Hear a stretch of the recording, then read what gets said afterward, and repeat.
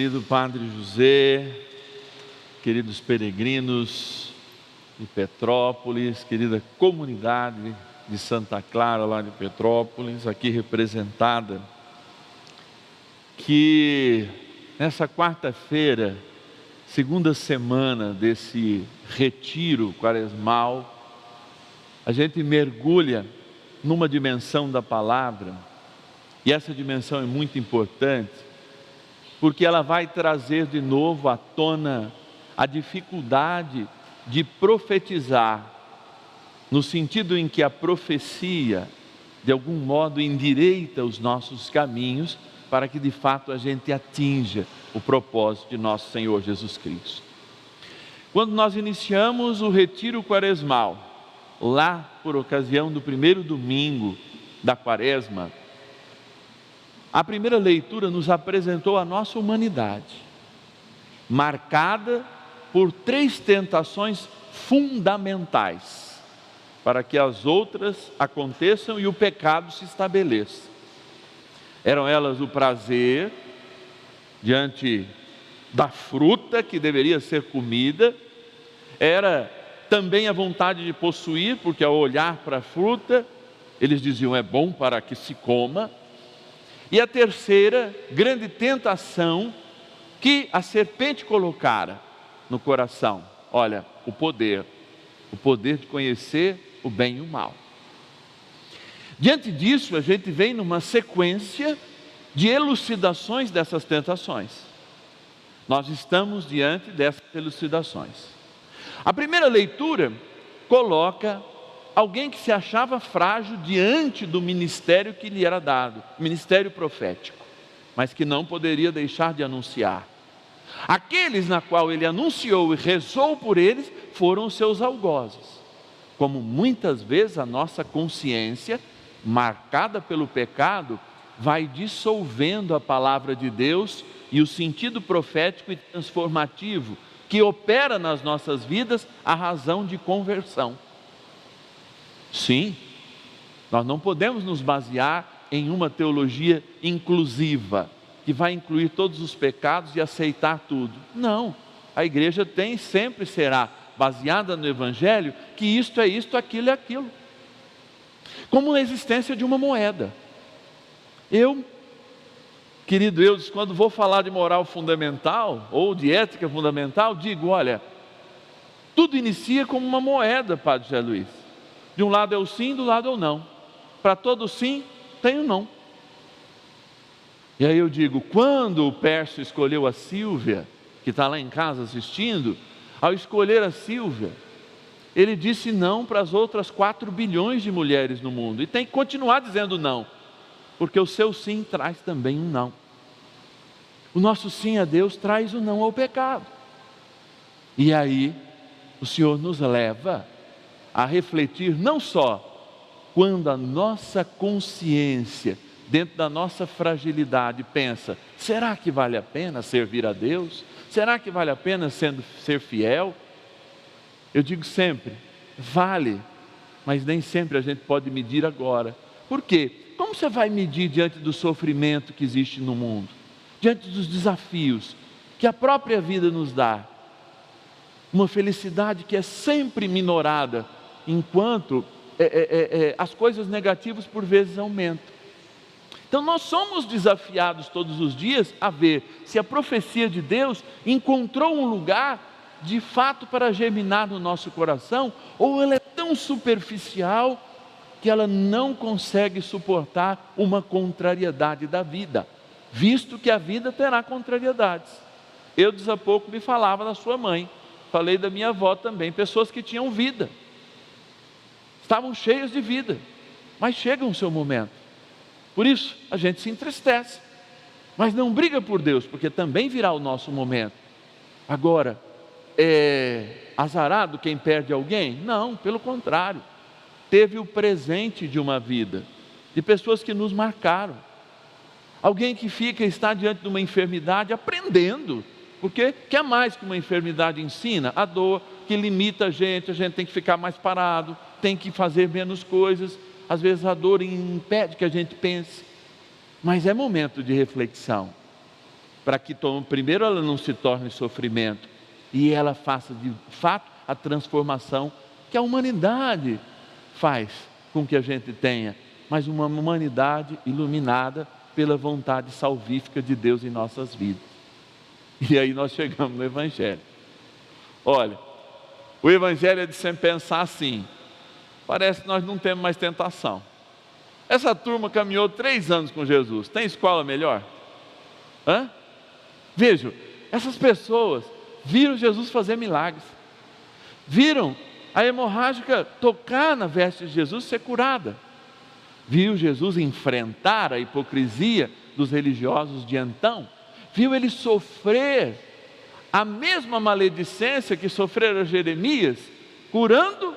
Tem muitos que, ao serem curados, me lembro daquele pertinho da represa, onde o anjo batia lá, que um dia foi curado e foi denunciar Jesus no templo, porque tinha que trabalhar a partir de então. Antes pedia, estava 40 anos esmolando, e aí logo que foi curado, vai denunciar Jesus lá no templo, porque Jesus fez isso num sábado, e o anjo não fazia isso certamente no sábado, não mexia a água lá da piscina de Siloé para que curasse, mas o Senhor fez, porque inclusive o sábado é para o homem, não o homem para o sábado.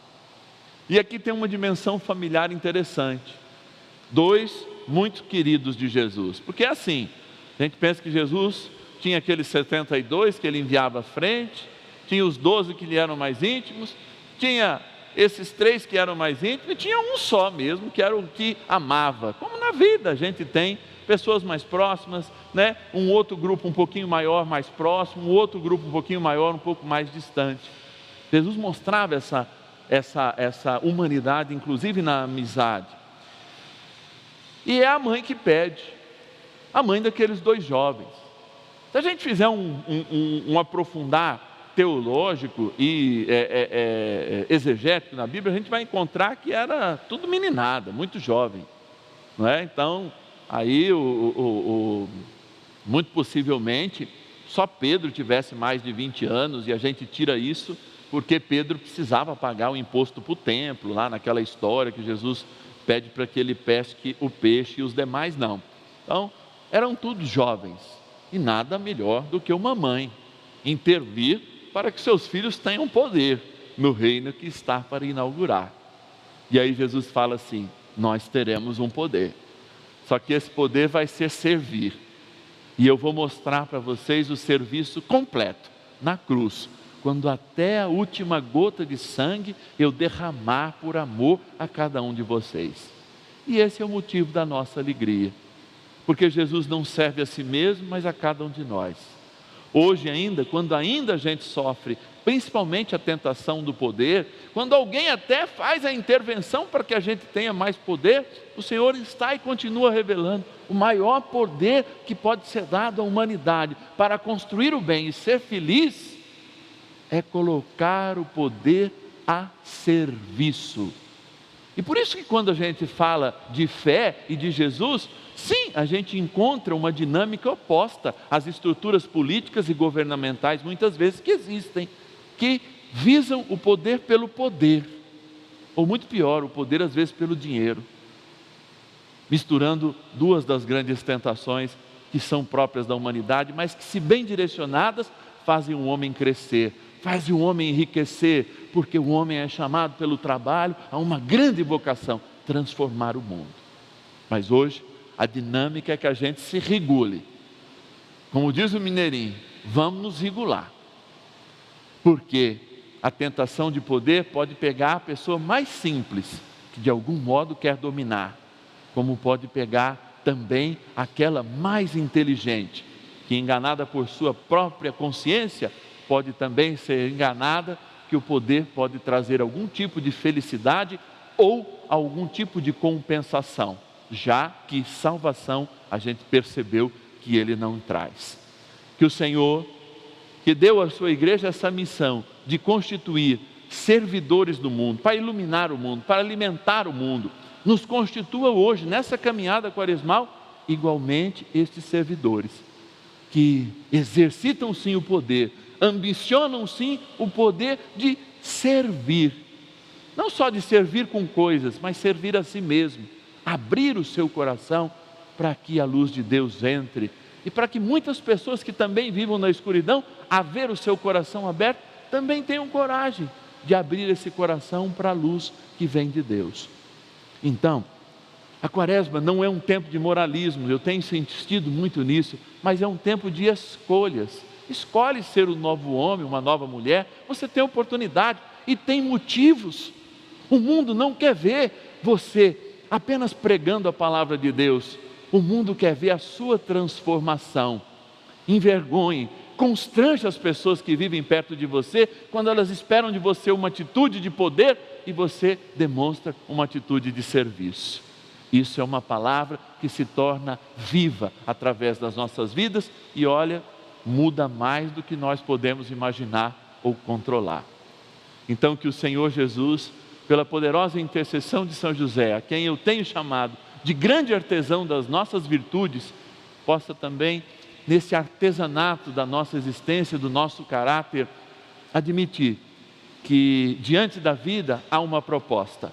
E essa proposta não ausenta de nós o desejo de poder, mas o domina, para que este poder se torne o espelho do poder de Cristo, ou seja, servir.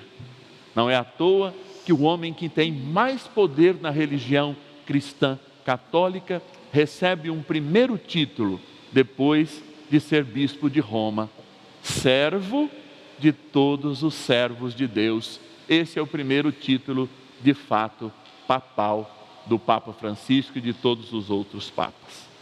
E assim, abertos à luz do Espírito Santo e celebrando a alegria do conhecimento mais aproximado de Deus, a gente possa crescer no poder de Deus que se chama serviço. Louvado seja nosso Senhor Jesus Cristo. Para sempre seja louvado. Esse programa teve o apoio dos nossos benfeitores. Seja você também um benfeitor evangelizando com a gente. Ligue 0 operadora 11 4200 8080.